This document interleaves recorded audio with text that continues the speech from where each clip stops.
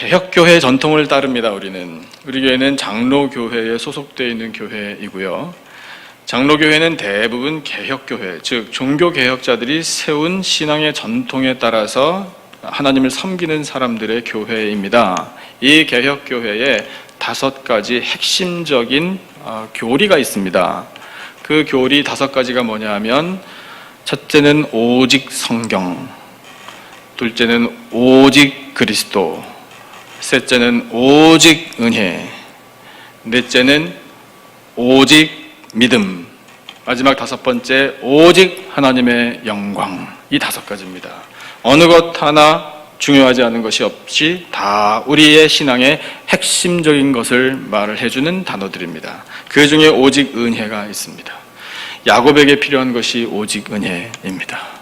그래서 그 은혜를 간구하는 마음을 가지고, 안타까운 마음 가지고, 그러나 불안에 휩싸여 지금 어찌할 바를 모르고 있을 때 하나님께서 야곱에게 찾아와 주셨습니다. 우리 하나님 너무나 감사합니다. 야곱에게 필요한 것이 무엇인지를 잘 아신 하나님이 야곱이 간절하게 애써서 지금 하나님 도와주십시오라고 외치지도 않았는데 먼저 찾아오셔서 그 야곱에게 은혜를 베풀어 주십니다. 야곱의 고민이 뭔가요? 믿음입니다. 믿음. 이 신앙이 회복돼야 되는데, 오직 믿음, 이걸 가지고 살아야 하는데 그 믿음이 지금 연약해졌다라는 깊은 고민과 하나님 앞에 회개하는 마음을 가지고 있을 때 하나님께서 찾아오셔서 은혜를 베풀어 주시니 그의 신앙이 회복되는 것입니다. 그의 신앙을 회복시켜 주신 하나님의 은혜를 받고 야곱이 보인 행동들이 오늘 본문에 나와 있습니다. 그 야곱의 행동들, 하나님께서 우리에게 지금 말씀하시는 겁니다. 야곱의 행동들을 보라, 야곱의 태도를 보라, 야곱이 한 말들을 보라. 이것이 바로 너희들이 보여야 할 태도니라. 이렇게 하나님이 우리에게 말씀해 주고 계십니다. 그러면 야곱이 어떤 태도를 취했나, 이것을 우리가 잘 알아야 되겠죠. 첫 번째는 야곱은 결단했습니다. 여러분, 신앙에는 결단이 중요합니다. 그래서 어떤 결단을 했는지를 한번 살펴보겠습니다. 1절 말씀 다시 한번 읽어볼까요? 1절 다 같이 한 목소리로 시작. 하나님이 야곱에게 이르시되 일어나 베델로 올라가서 거기 거주하며 내가 내 형 에서의 낯을 피하여 도망하던 때에 내게 나타났던 하나님께 거기서 제단을 쌓으라 하신지라. 아멘. 짧게 표현하면 하나님께서 한마디 하신 겁니다. 야곱에게 오셔서 베델로 올라가라, 이렇게 말씀하신 겁니다. 우리가 짐작할 수 있습니다. 야곱이 그동안 베델을 기억하지 못하고 있었습니다. 생각하지 못했습니다. 그러다가 하나님께서 오셔서 이 위기의 상황에 베델로 올라가라 라고 말씀하시는 그 순간 야곱은 심장이 멎는 것 같았을 겁니다.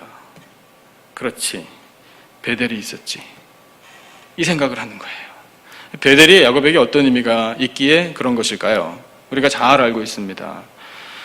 약 30년이 흐른 뒤의 이야기인데, 그 30여 년 전에 형 에서의 낯을 피해서 밧단 아람 외삼촌 집으로 도망가던 길에 광야에서 밤에 꿈을 꾸다가 하나님의 말씀을 듣습니다. 그때 야곱의 형편은 정말 죽느냐 사느냐 갈림길입니다. 이 피신 생활이 과연 내가 외삼촌에게 피한다고 피해질까? 형이 거기까지 쫓아오면 어떻게 될까? 거기에서 어떤 일이 일어날지를 모르는 상황에 그냥 일단 피하고 본 겁니다. 도망자 신세가 얼마나 처량한지 우리가 알고 있지 않습니까? 그런 상황에 하나님께서 꿈에 나타나셔서 야곱에게 말씀을 들려주셨습니다. 무슨 말씀을 들려주셨냐면 복을 주겠다라고 말씀하셨어요. 야곱, 걱정하지 마라. 내가 너에게 복을 주겠다. 내가 너에게 이 땅에서 필요한 모든 복을 내려주겠다. 내가 너를 통해 자손의 복을 내려주겠다. 내가 자손뿐만 아니라 민족을 세우는 복을 내려주겠다. 너를 안전하게 내가 지켜주겠다. 내가 너와 함께 하겠다. 두려워하지 말라. 하나님께서 이 복의 약속을 주셨어요. 여러분, 우리 한번 상상해 보죠. 그 당시 상황에 야곱이 만약에 우리라고 생각하면 하나님께서 그렇게 나타나셔서, 야곱이 그때도 하나님 부른 것도 아닌데 나타나셔서 걱정하지 마라, 내가 너와 함께 하겠다, 복을 주마, 후손들에게도 복을 주마, 이 땅을 너에게 주마 라는 이와 같은 약속을 주시면 여러분, 그 심령이 어떻겠습니까? 모든 염려와 걱정, 근심, 두려움이 사라지는 것입니다. 이것이 바로 은혜의 하나님이십니다. 그래서 그 말씀을 들었을 때 야곱이 하나님께 응답을 드렸습니다. 여러분, 우리 하나님께 기도하여 응답 받기를 원하지 않습니까? 근데 응답은 하나님만 우리에게 주시는 것이 아니고 우리도 하나님께 응답을 드려야 합니다. 반응이 있어야 돼요. 그 반응 중에 최고의 반응이 뭐냐면 감사입니다. 그래서 야곱이 그 자리에서 잠에서 깨어나 감사를 드렸습니다. 하나님 감사합니다. 저와 함께 하시다니 감사합니다. 복을 주신다니 감사합니다. 감사를 드리고 그 다음 서원을 드렸습니다. 하나님, 제가 11조 바치겠습니다. 이것이 가장 중요한 서원의 내용이었습니다. 그리고 자기가 베고 잤던 돌베개를 세워 이것을 제단의 의미를 부여하고 거기에 이름을 붙이기를 베델이라, 이렇게 이름을 붙였어요. 원래 그 땅의 이름은 루스였습니다. 루스라는 이름의 의미는 뭐냐면 아몬드 나무입니다. 그러니까 그 지방에 아몬드 나무가 많았기에 아몬드 나무라는 지명이 붙었겠죠. 그런 세상적인 이름보다 더 중요한 이름이 이제 야곱에게는 다가오는 겁니다. 여기는 하나님의 집, 여기는 베델.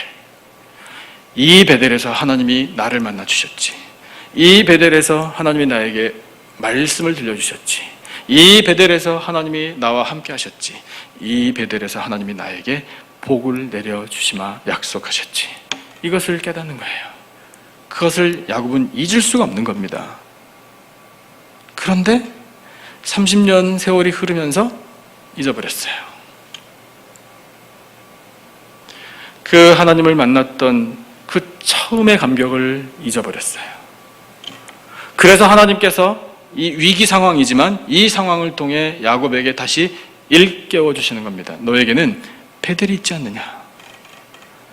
내가 너를 만나, 내가 너에게 나타나 복을 약속하고 너와 함께 하겠다라고 내가 음성을 들려준 그곳이 있지 않느냐. 그곳으로 올라가라. 베델로 올라가라. 하나님께서 말씀하시는 겁니다. 이것이 은혜의 하나님의 모습입니다. 여러분, 우리에게도 영적인 베델이 있습니다. 우리 나름대로의 베델이 있다고요. 여러분, 예수님 처음 만나 그 예수님의 십자가 사랑, 무한한 사랑을 체험하셨던 그 기억이 있으십니까? 그 기억이 선명하게 있으시기를 주님의 이름으로 축원합니다. 첫사랑 잃어버리면 안 됩니다. 첫사랑 잃어버리면 책망과 심판이 따릅니다. 그러나 그 첫사랑을 우리가 늘 기억하고, 그때 내가 가장 어려울 때 하나님께서 나를 찾아주셨지. 그래서 나를 만나주시고 나와 함께 하신다 약속하시고 나에게 복을 주신다라고 약속하셨지. 여러분, 거기가 바로 하나님의 집 베델입니다. 우리의 신앙이 회복되는 장소입니다. 그래서 베델로 올라가라라는 이 말씀을 듣고 야곱은 결단을 내리는 겁니다. 어떻게? 그래, 베델로 올라가자. 이렇게 결단하는 거예요. 3절 말씀을 한번 같이 읽어볼까요? 3절, 그 결단이 확실해지는 현장입니다. 같이 한 목소리로 3절 읽겠습니다. 시작. 우리가 일어나 베델로 올라가자. 내 환난 날에 내게 응답하시며 내가 가는 길에서 나와 함께 하신 하나님께 내가 거기서 제단을 쌓으려 하노라 하매 아멘. 여러분, 하나님께서는 우리의 환난 날에 응답하여 주실 줄로 믿습니다. 여러분, 하나님께서는 우리가 홀로 외로워 지쳐 쓰러질 때 함께 하여 주실 줄로 믿습니다. 그 하나님이 우리에게 은혜를 베풀어 주시니 여러분, 우리는 걱정할 것이 없는 줄로 믿습니다. 그 하나님을 만났던 장소 우리의 베델로 올라가자. 가족들에게 이렇게 야곱이 외친 겁니다. 그의 결단을 가족들과 함께 나누며 모든 가족이 함께 베델로 올라가기로 결단한 것, 여러분, 이것이 신앙 회복의 길입니다. 그 결단과 함께 마음속으로만 결단한 것 아니고 또 가족들에게 말로만 결단을 선포한 것이 아니라 그 다음 단계로 넘어갑니다. 실제 행동으로 들어갑니다. 여러분, 신앙이 성숙해지고 신앙이 회복되는 길은 결단하면 행동하는 것입니다. 그 행동이 어떻게 나타나는지 2절 말씀을 한번 보겠습니다. 2절 우리 다 같이 한 목소리로 시작. 야곱이 이에 자기 집안 사람과 자기와 함께한 모든 자에게 이르되 너희 중에 있는 이방 신상들을 버리고 자신을 정결하게 하고 너희들의 의복을 바꾸어 입으라. 아멘. 자, 가족들에게 무엇을 이야기합니까? 명령을 내립니다. 너희 중에 있는 이방 신상들을 버리라. 그러면 이 말이 의미하는 건 뭐겠습니까? 이미 야곱의 가족들에게 이방 신상들이 많았다라는 것을 말합니다. 야곱이 그것을 알고 있었습니다. 이방 신상들이 야곱의 가족, 이 하나님의 선택을 받은 가족들에게 왜 있는 겁니까? 어떻게 이런 일이 일어납니까? 이건 우리의 의문이 될 수 있습니다. 그런데 여러분, 현실이 그럴 수 있습니다. 34장에 디나가 세겜 땅에서 이방인의 땅입니다. 그 이방인의 땅에 사는 이 땅의 딸들은 어떻게 사는지 궁금해서 나갔습니다. 그랬다가 곤욕을 치른 건데, 여자분들께서는 그 디나의 심성, 그때의 디나의 마음이 어떤지 금방 이해하시죠. 이 땅의 여자들이 어떻게 살까 궁금할 수 있지 않습니까? 그들은 무슨 옷을 입는지, 그들은 어떻게 치장을 하는지, 그들은 어떤 문화를 즐기는지, 그들의 음식은 뭔지, 그들은 가정생활은 어떻게 하는지, 자녀들은 어떻게 키우는지, 이 지역의 최신 유행은 뭔지 궁금한 것이 많을 거예요. 그런 섬세함이 건전하게 하나님께서 원하시는 방향으로 사용된다면 참 좋을 텐데, 세상 것, 이 육신의 눈으로 세상 것을 보면서 거기에서 추구하는 어떤 유쾌함, 그런 재미, 이런 것들로만 생각이 이렇게 한쪽으로 치우친다면 여러분, 그것은 죄가 될 수 있습니다. 그래서 우리가 짐작할 수 있는 게 뭐냐 하면, 디나뿐만이 아니라 이미 야곱의 가족들이 이방 신상들을 가서 돈 주고 사오고 그것을 자기 집에 놓고 장식품으로 쓰고 몸에 지니고 다니고 겉치장 아름답게 하고 이국적인 것들을 한번 누려보는 그런 일들이 이미 이루어지고 있었던 겁니다. 그렇게 되는 동안에 야곱도 그것을 아주 엄격하게 차단하지 못했습니다. 그렇기 때문에 야곱이 자신을 성찰하는 거예요. 내가 내 가족을 이 믿음으로 제대로 단련하지 못했구나. 내가 제대로 관리하지 못했구나. 이것을 성찰하는 거예요.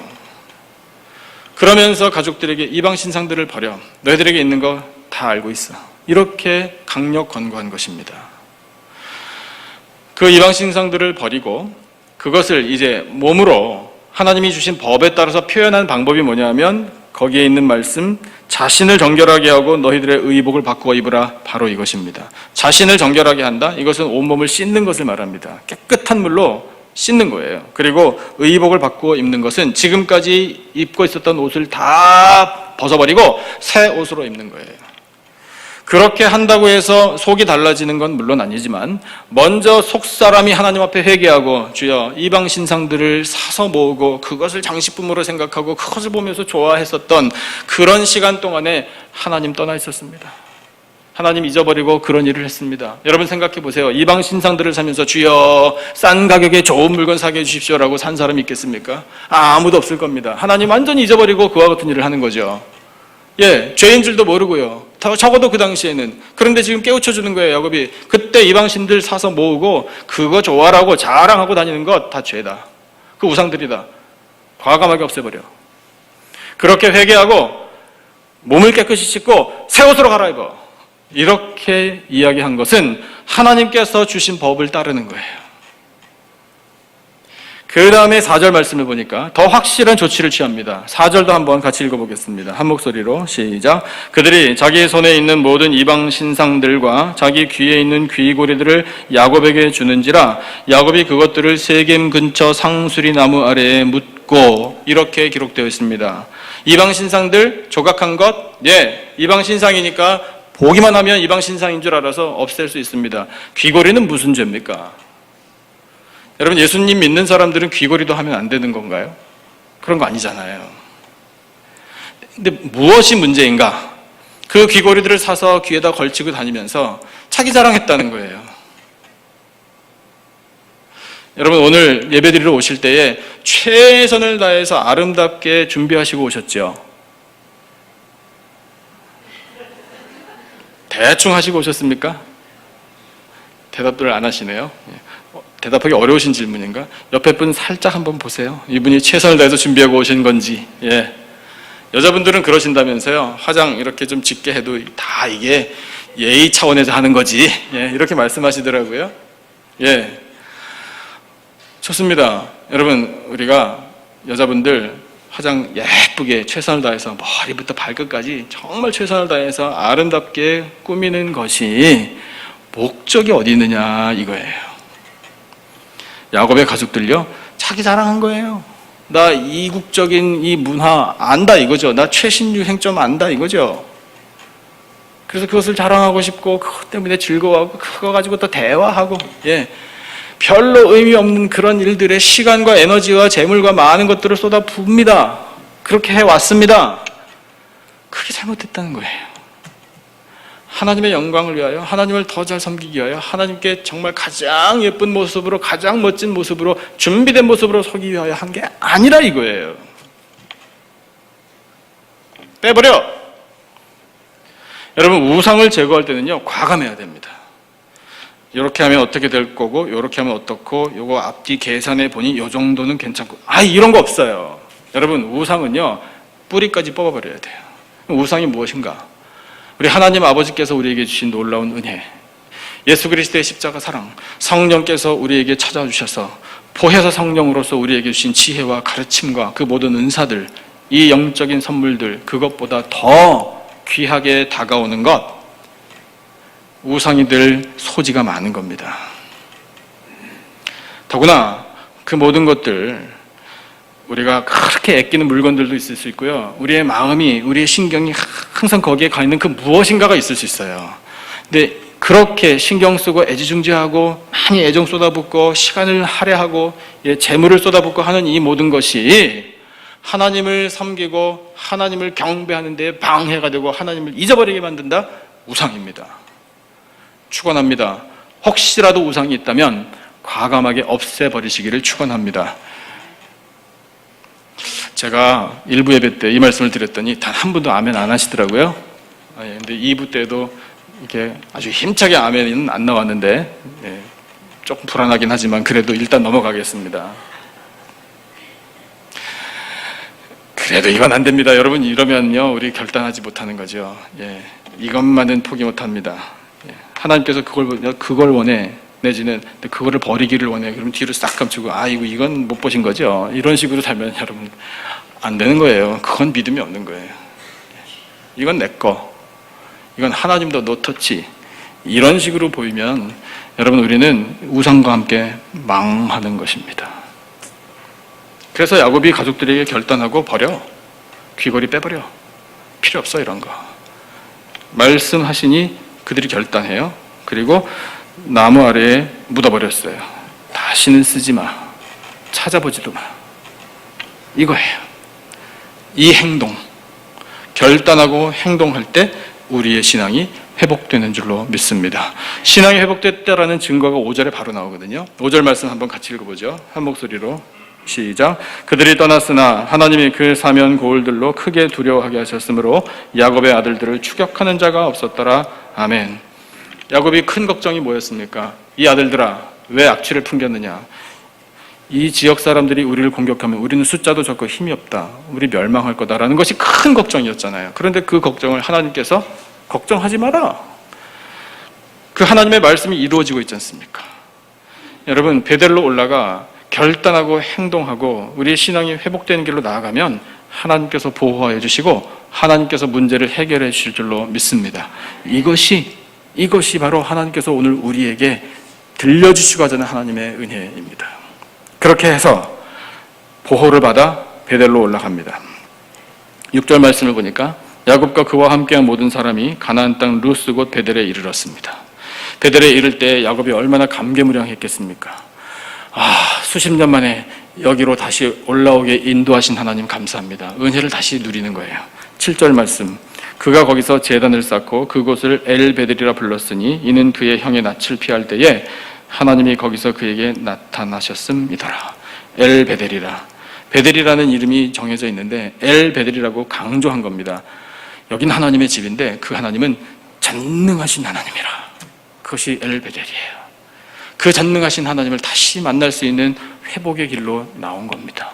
나왔을 때 이제 하나님이 야곱에게 다시 모든 것을 새롭게 해주시는 말씀을 들려주십니다.